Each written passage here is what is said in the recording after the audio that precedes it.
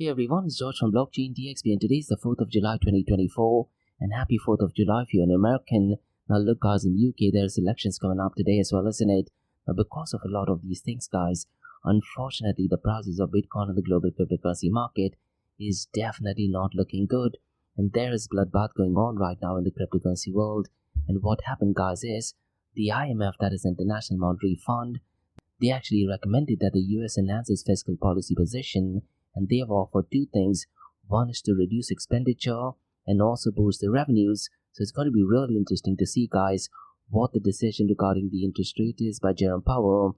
So in today's episode we'll definitely take a deep dive into that. Now look guys, what I really am not liking so far as the numbers is concerned, the volumes of stable coins are not that great, and also the volume of decentralized exchanges, these are not great as well. I would have been content if, let's say, the volume of stable coins would have picked up pace, because that would have meant guys that people are parking their cryptocurrencies onto stable coins. Unfortunately, that is not what I'm seeing, at least for the last few weeks. So we'll definitely go ahead and take a deep dive into the global cryptocurrency snapshot. Now regarding Bitcoin guys, we do have a really interesting update, and there are two companies guys called as Mesh and Conyo. Looks like they're launching the first Bitcoin open banking solution. So in today's episode I'll definitely go ahead and expand and give out more information. Now I'm also going to talk some interesting news all the way from India. Now look guys, so far as India is concerned, it has had love and hate relationship, particularly with Bitcoin and cryptocurrency, isn't it? Now BitGet guys, which is one of the leading cryptocurrency exchange, looks like they're seeking it as an opportunity in India, and they are seeking license in India. So in today's episode I'll try to give out more information regarding this news. Now the final news guys is regarding Consensus, and they have acquired Wallet Card, so I'll definitely go ahead and touch base on this news. Now look guys, since the last 2 weeks there's quite a lot of news regarding Consensus, isn't it? Last week we talked about United Security and Exchange Commission informing Consensus that they are not going after the Ethereum Foundation, but earlier today this week we found out that the US Security and Exchange Commission, they are going after Consensus, and that is because of one of the protocol called as MetaMask. Now this news causes more to do with acquisition, and looks like by acquiring Wallet Card they are making MetaMask much more secure. So I'll definitely go ahead and give out more information. So quite a lot of cover guys in today's episode, and like we do in every Crypto and Coffee at 8 podcast, I'm going to be discussing two news from Dubai, UAE and the Middle East. Now look guys, there is a lot of hype surrounding tokenization, and both the news that I'm going to be talking about revolves around tokenization. Now the first one is regarding Mantra, and they want to tokenize $500 million worth of real estate for UAE builder group called as MAG Group. So I'll definitely go ahead and discuss this. Now the second news guys, that also has to do with tokenization, and Talk Invest, they have secured provisional broker-dealer license with Dubai's WARA, that is Dubai's Virtual Asset Regulatory Authority. So I'll definitely go ahead and dissect and give out more information. So quite a lot of cover guys in today's episode. Let's kick start with it right away. Thank you to our sponsors for being part of the Blockchain DXB journey. Firstly, Advanced Media. Advanced Media guys is the largest distributor of professional video, photo, broadcast and cinematic equipment and accessories in the Middle East and MENA region. With over 2 decades of experience, Advanced Media is now the largest distributor in the Middle East, representing more than 100 recognizable brands, including brands such as Zeiss, DJI, Hasselblad, Red and Rode. As a matter of fact guys, the very mic that I'm recording is being sponsored by Advanced Media as well, and Advanced Media has showrooms in Saudi Arabia and services as well. Looks like they're definitely taking the Middle East by storm. And here's the beautiful thing guys, they're taking corporate social responsibility very seriously, and they're focusing on 3 P's, that is people, planet and prosperity. Now listen guys, if you do want to find out more information regarding the statement of corporate social responsibility, check out the website, that is www.amt.tv. And here's the beautiful thing guys, they also want to be a leader and set an example and reputation as a pioneer and member of the community. And in doing so guys, they also have an AMT scholarship with SAE Institute in Dubai, UAE. So definitely check it out.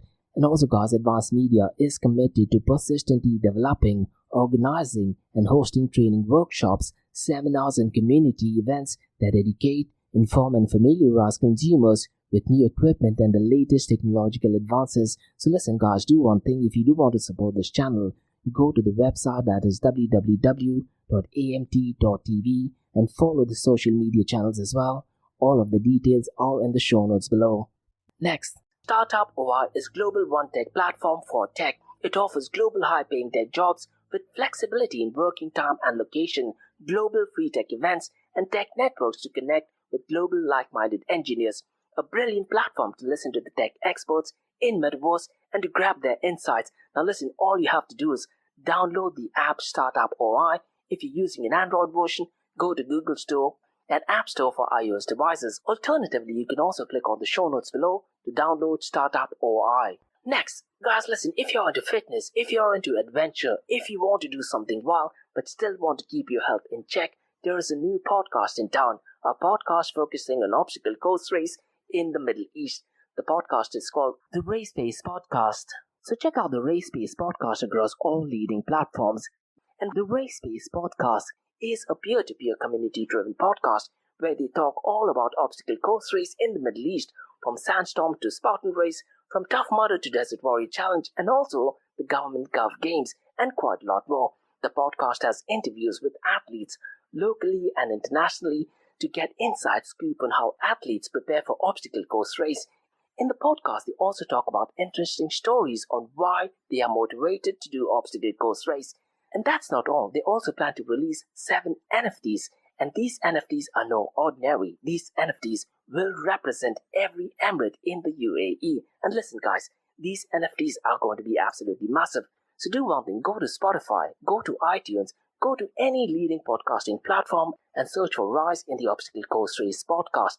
And finally, guys, not your keys, not your crypto. If you have dabbled with cryptocurrencies and now are seriously getting to protect your cryptocurrencies, there is no better way to protect it by using a hardware wallet. And this is where Ledger Wallet kicks in. And Ledger Wallets are hardware cryptocurrency wallets made by Ledger, a company headquartered in Paris, France. And Ledger's hardware wallets are multi-currency wallets that are used to store private keys for cryptocurrencies offline. And Ledger offers 2 hardware wallets, the Ledger Nano and Ledger Nano X wallets.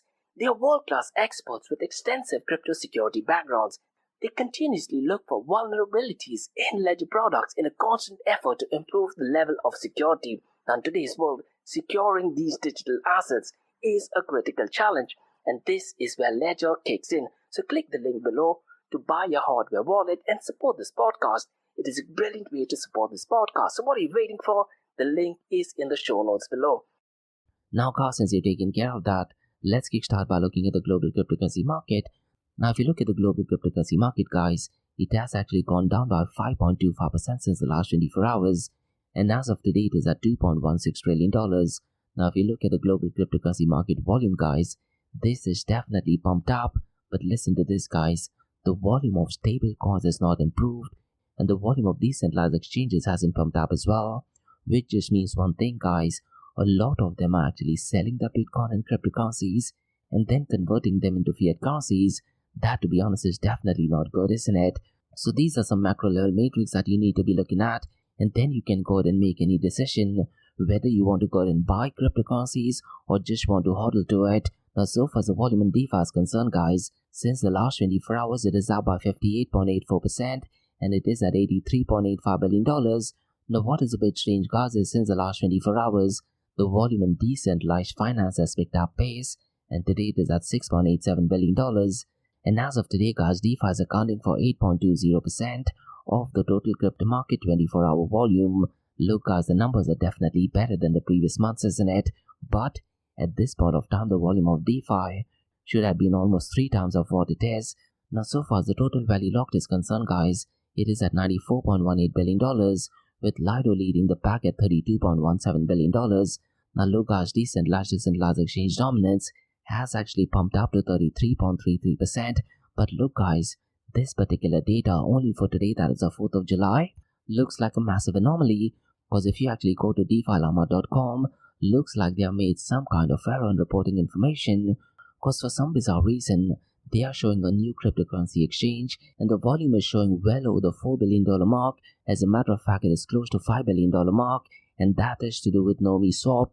But look, guys, if you actually go to Nomi Swap, it does actually state that the transactions that has happened since the last 24 hours mostly has to do with their tokens, and that is one of the reasons why I've not taken that in today's episode. So what I'm going to be doing, guys, is I'm going to drop DeFi Llama an email and double check with them if the information is correct, because something similar to this did actually happen 3 months ago, and they did acknowledge that it was an error. And at that point of time, guys, one of the decentralized exchange, the volume showed up to $27 billion. So I definitely do feel that this is some kind of technical error on behalf of DeFiLlama.com. So look, guys, whenever you're looking at information, don't take it as face value.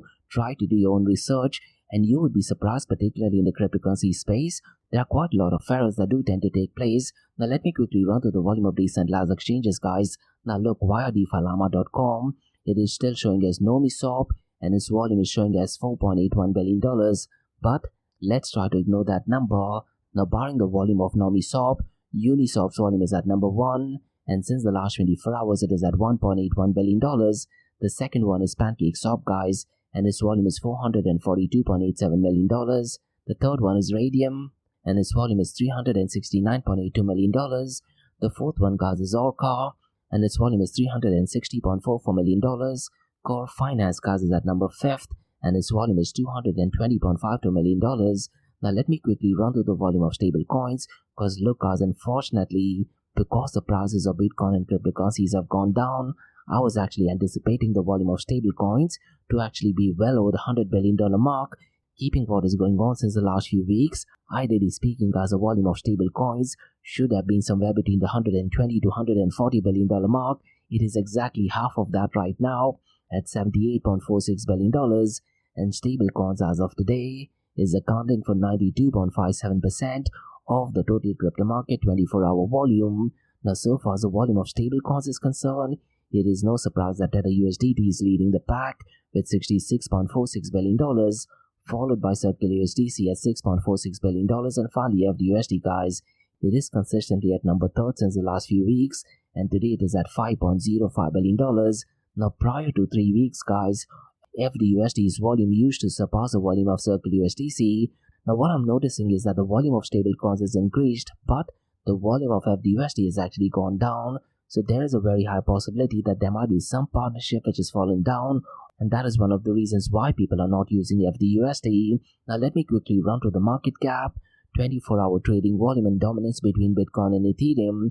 Now unfortunately, guys, Ethereum's market cap has gone down well below the $400 billion mark, and Wirecoin market cap, guys, it is at $387 billion, and if you look at the market cap of Bitcoin, guys, it is at $1.16 trillion.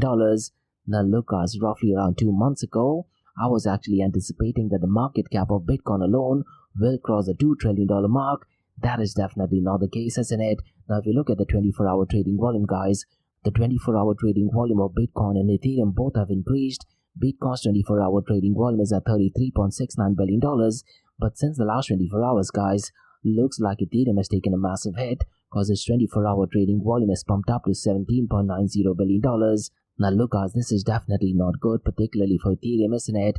Now I do feel it is possible because the SEC is going after consensus via MetaMask, and that would indirectly be impacting protocols that are connected to Ethereum, isn't it? Those are my honest thoughts. Now if you look at the dominance, guys, the dominance of Bitcoin is at 53.50%, whereas Ethereum is at 17.80%. So look, guys, so far as cryptocurrency volume is concerned, in the past 24 hours alone, more than 74,000 traders were liquidated, and that is to the tune of $208 million.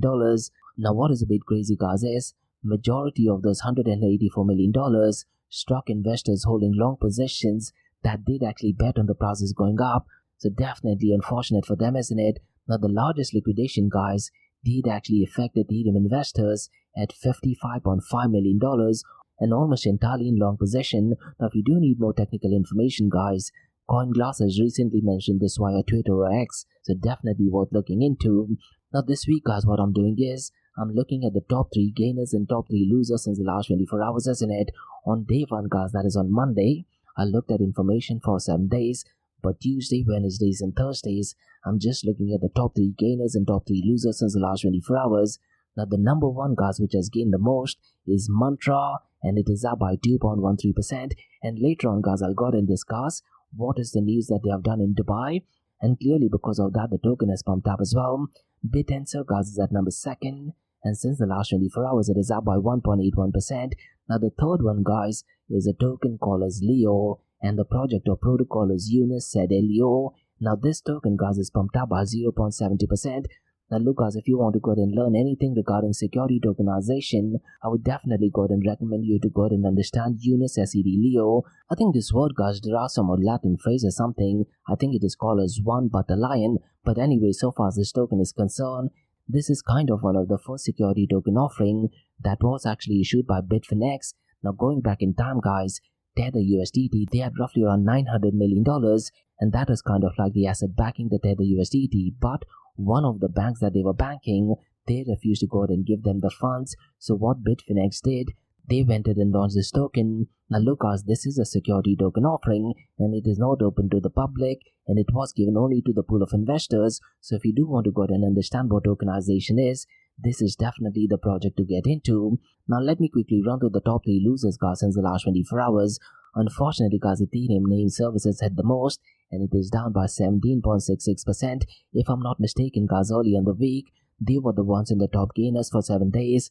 But look, this is the unfortunate world of cryptocurrencies, isn't it? And as I mentioned earlier guys, looks like Ethereum has taken a massive hit and traders have lost a lot in Ethereum because they decided to go long. Now the second one is Dog with that and it is down by 15.33%. And third one guys is Akash Network. It is down by 15.47%. So look guys, the cryptocurrency world is extremely volatile right now. Now what is really important to note guys is today is the 4th of July and also at the same time there's UK elections coming up, and because of uncertainty guys, I'm pretty much sure that is the reason why the prices of Bitcoin and cryptocurrencies are on a downtrend, isn't it? So let me know guys, what are your thoughts regarding this? Have I missed something? And in case if I missed something guys, mention them in the comments below. Now this week guys, what I'm doing is I'm going ahead and exploring everything regarding oracles, isn't it? Now a few days ago guys, we talked about decentralized distributed oracle, and yesterday's episode we looked at the different use cases of decentralized oracles, isn't it? Now what I want to do next guys is I want to go ahead and explore the future trends and innovation of oracle technology. So look guys, when we talk about oracles, I would like to touch base on enhanced oracle security, cross-chain and multi-chain oracles, integration with artificial intelligence and machine learning. Because look guys, artificial intelligence has brilliant and different use cases, isn't it? And what I want to do later on guys is I also want to go ahead and touch base on scalability and layer 2 solutions and how they actually merge with oracles. And finally we'll go ahead and touch base on decentralized data marketplaces and what role does Oracle play in that. So let me know guys, what are your thoughts regarding this?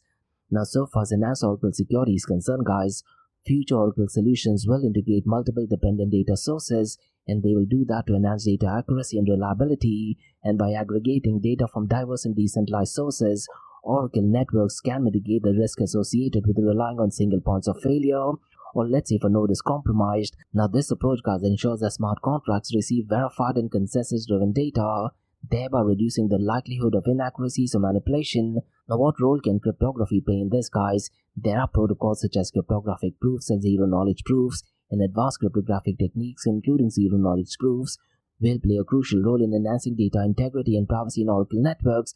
Now zero knowledge proof guys will allow verifiable computations and validations without revealing underlying data, thereby enhancing trust and confidentiality, isn't it?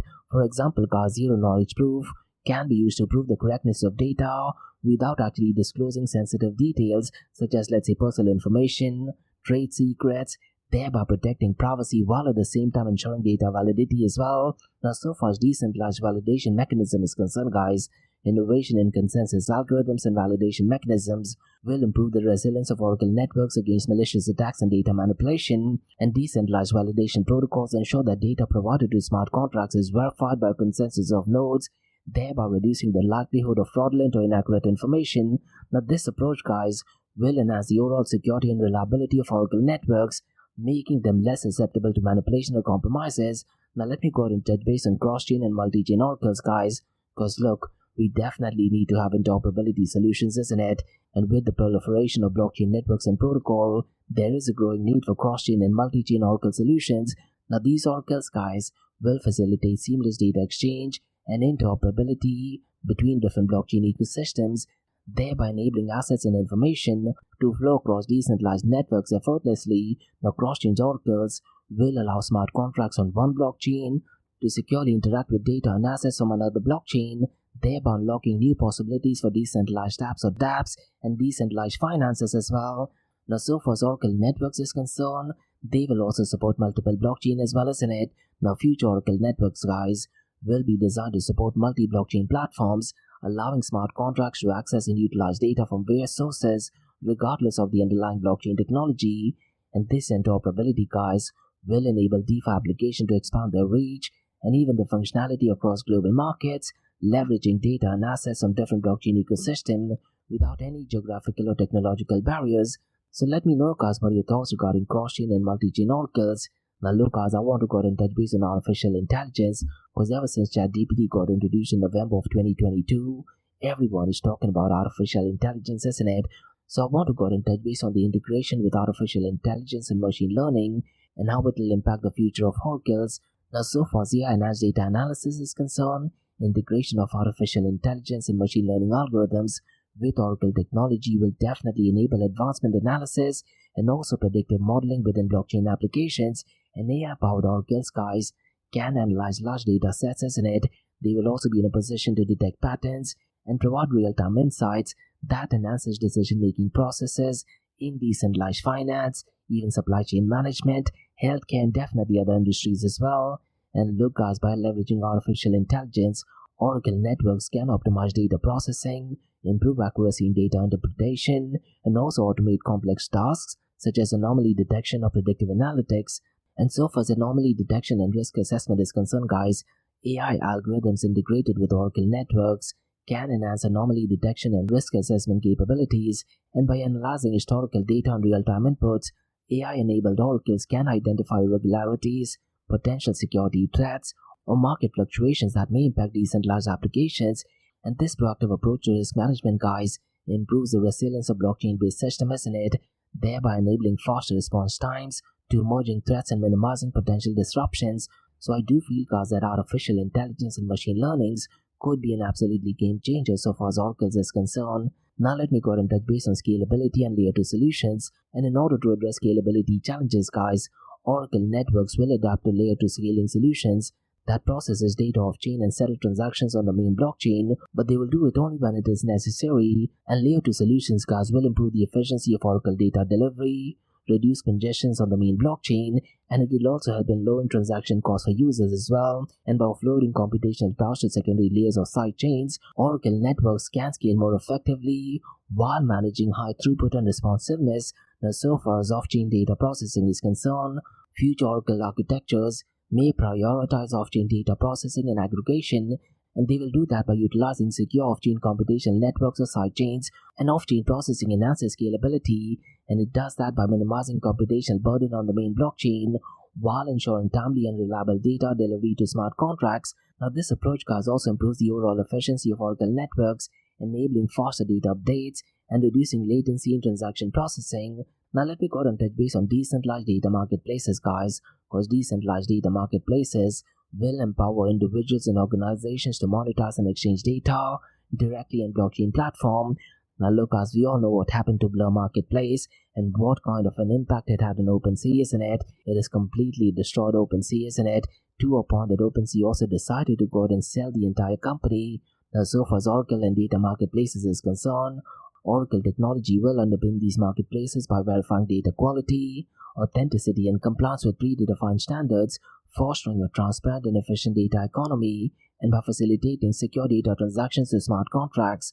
Oracle networks enable new business models and applications such as data analytics, IoT data monetization, and even personalized services based on user data, in my opinion. Now let me go ahead and talk about smart contracts for data exchange, guys, because smart contracts integrated with Oracle networks will automate data exchange agreements, thereby ensuring secure and verified transaction data between data providers and consumers.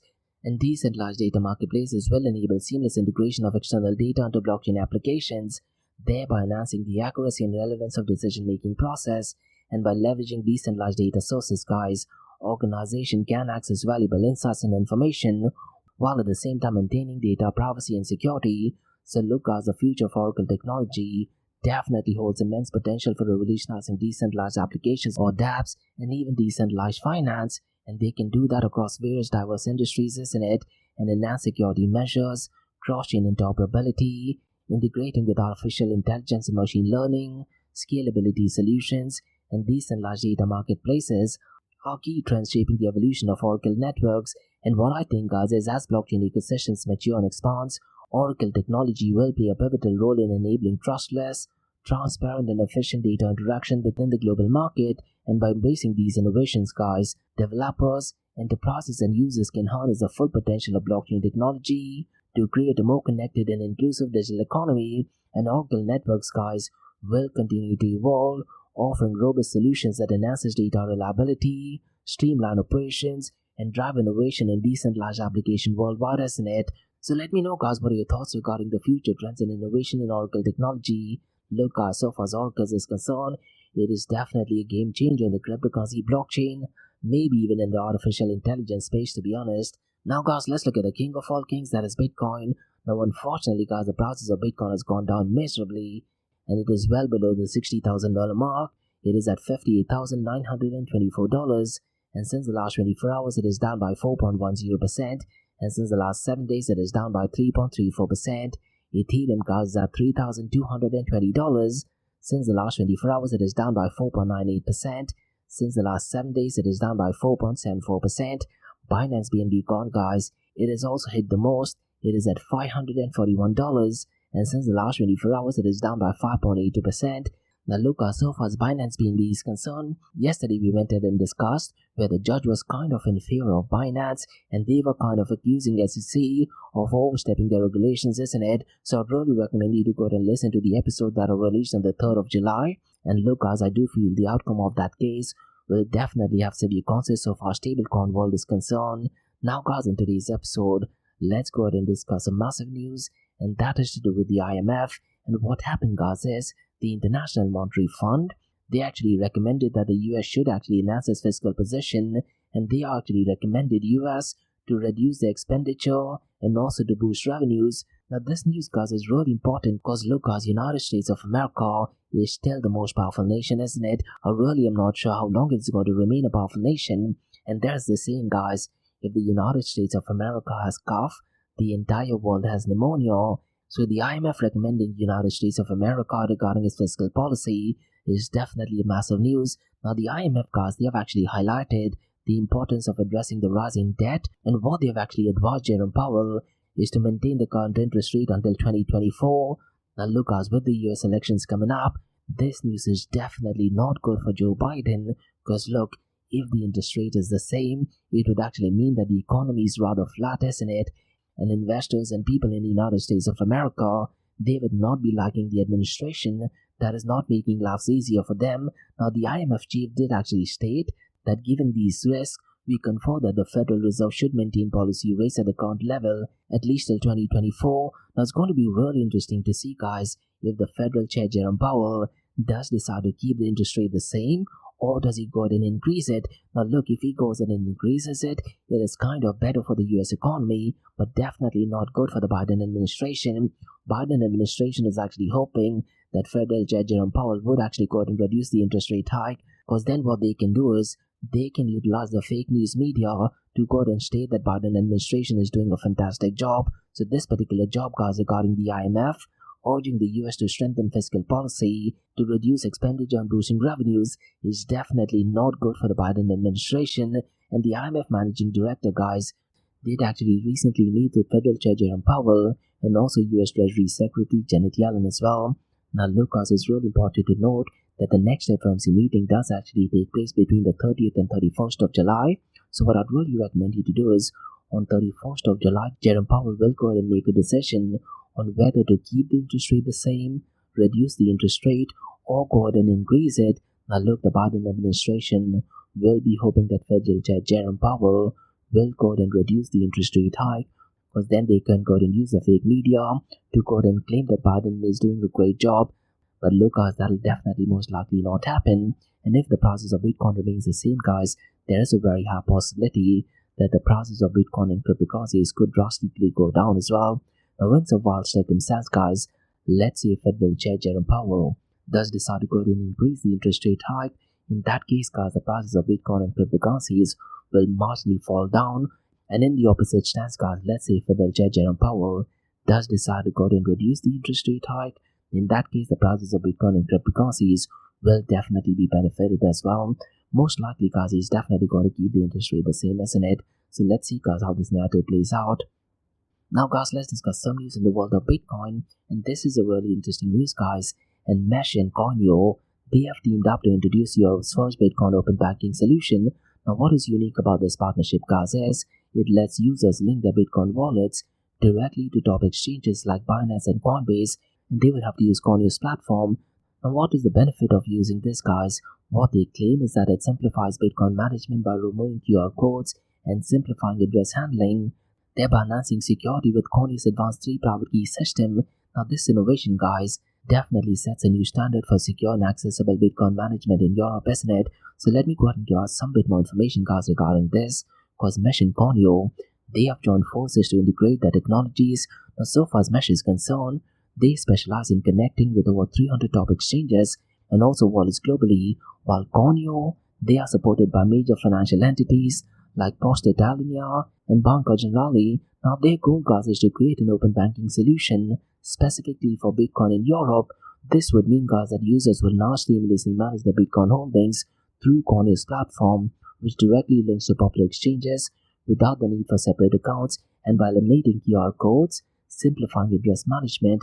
This collaboration aims to make Bitcoin transactions more easier and more secure.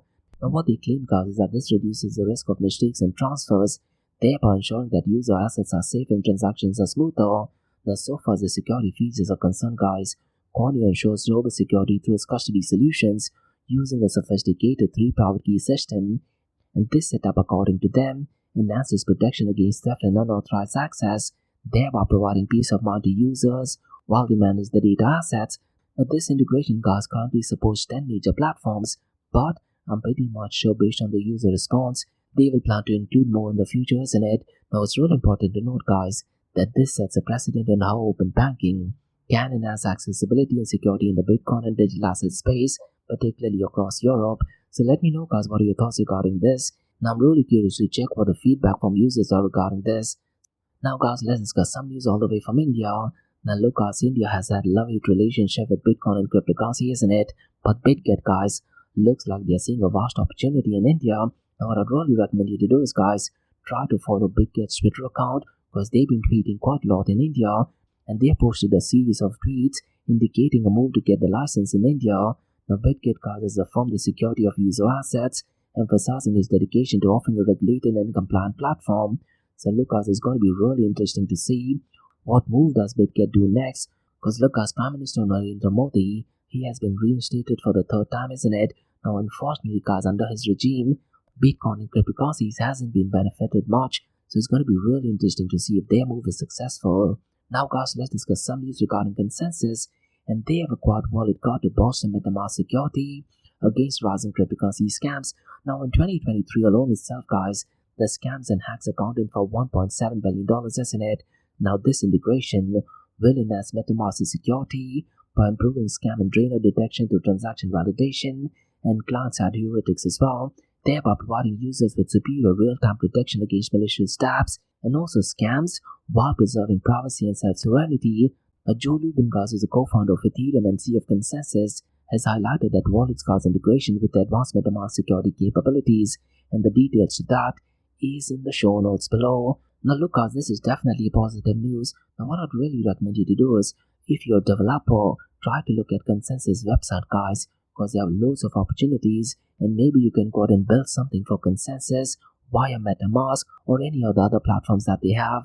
Definitely positive news. So those are some macro level news, guys, regarding cryptocurrency and blockchain. Now let's look at 2 news from the UAE and the Middle East. Now, both the news, guys, has to do with tokenization.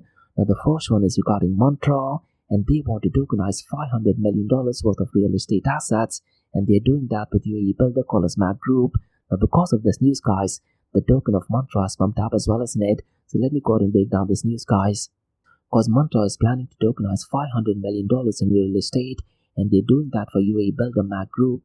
And Mantra, guys, did actually raise $11 million for real-world tokenization in March. Now, the firm will tokenize real-world assets in several tranches, and investors will earn yields through stable coins and Ohm tokens. Now, Mantra chain, guys, will tokenize $500 million worth of assets for Mac Group. The tokenization, guys, will be done in multiple tranches. The first tranche includes a residential project called as Ketura Reserve, which is by Mac Group in Meydan, Dubai. The tranche will also package $75 million mega mansion at the Ritz-Carlton residence in Dubai Creekside. The investors guys expected to receive yields of 8% from stable coins. And look guys, I'm definitely not liking this. I definitely do feel they're trying to go out and pump their token. Now so far this news is concerned guys, additional OM tokens will be granted to investors. Now specifics of yield and stable coins are under discussions between MAG and Mantra, and the final discussions to start will come up in the next coming weeks. Now it's really important to note guys that the token, that is OM token, did actually touch an all-time high in June, and Mantra guys is focusing on tokenizing real-world assets in the Middle East. Now so far as the tokenization trend is concerned guys, this has been supported by some traditional industries. Now look guys, the only reason why there is so much of hype regarding tokenization is because of Larry Fink, who's the CEO of BlackRock, and in an interview at CNBC he did actually state that he does not care much about Bitcoin and the approval of spot Bitcoin ETF. Rather he was talking about tokenization. Now according to me guys, this just shows the power of not tokenization but the power of Larry Fink and BlackRock. One thing he says turns out to be the future in the next coming weeks and months, isn't it? And there was a report which is published by McKinsey as well, that the market for tokenized assets may reach $4 trillion by 2030. Now so far as Mantra is concerned, they are in final stages of securing license from Dubai's crypto regulator, that is Dubai Virtual Asset Regulatory Authority.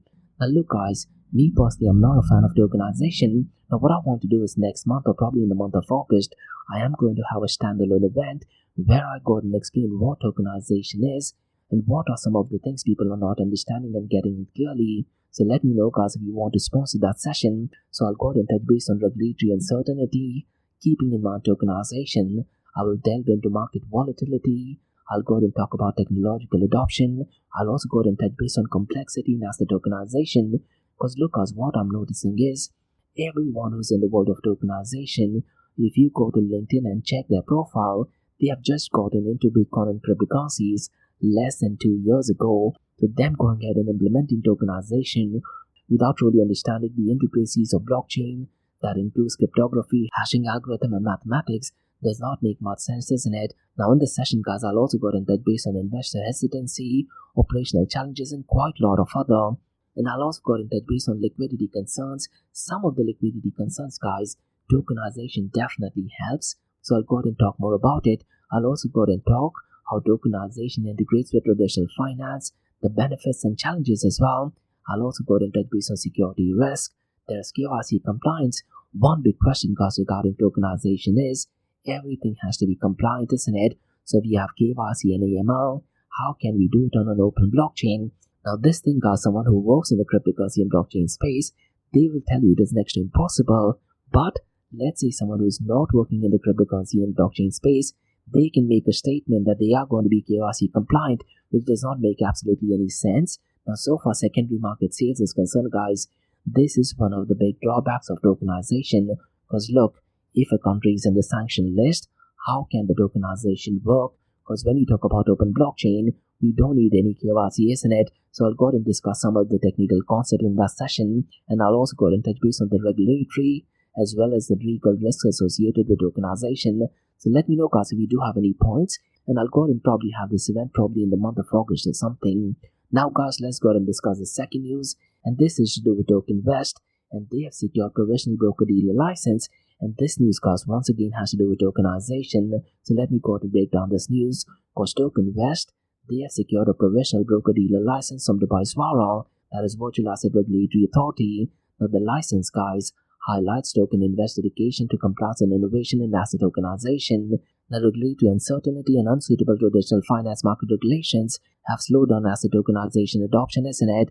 Now previously guys, regulations made market entry costly, time-consuming and restrictive. Now VARA's regulations are specifically designed for virtual assets, facilitating access for various investors. Now the new legislation guys signals market readiness for increased supply and opportunities. Now look, as far as regulations are concerned, it is definitely great, but the regulations need to only focus on two things, that is the investors and the people. So far as the technical concepts of regulation is concerned, they definitely should not stifle innovation, isn't it?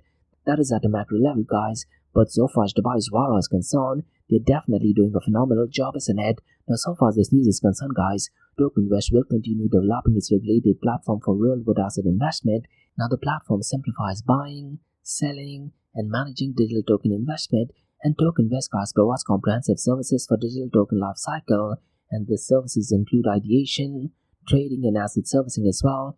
And Scott Thiel, who is the CEO, has emphasized the importance of regulated status in the region. That regulated status of Dubai, guys, demonstrates tokens investment commitment to international standards and transparency, isn't it? Now, so far as token investors is concerned, guys, investor protection is a key priority for them, and the provisional license validates Token Invest's mission to create a leading regulated marketplace. Now, the marketplace aims to connect real-world asset issuers with global investors, and Token Invest, guys, strives to provide high regulatory assurance to its clients as well.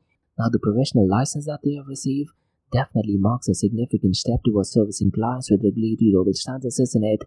Now, the news, guys, follows Token Invest's recent announcement of its advisory board appointment. Now, what I'd really recommend you to do is, guys, go to Token Invest LinkedIn profile, and you can see more information as to who they've announced as the advisory board.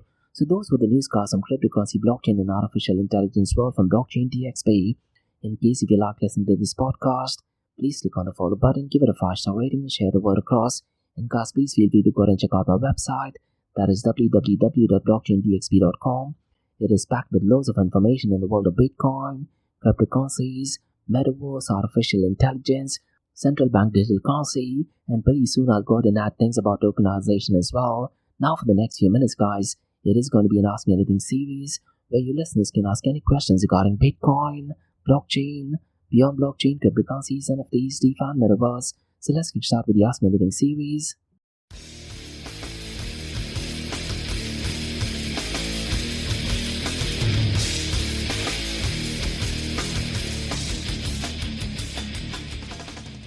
Hey everyone, it's George from Blockchain DXB. You're listening to the Ask Me Anything series where you listeners can ask any questions regarding Bitcoin, blockchain, beyond blockchain, cryptocurrencies, NFTs, DeFi, and metaverse. I have a question by Steve who asks, what are your thoughts on IMF's recommendation for US fiscal policy and its potential impact on cryptocurrency? Now this is such a brilliant question. Now look, based on the announcements, looks like the prices are definitely impacted, isn't it?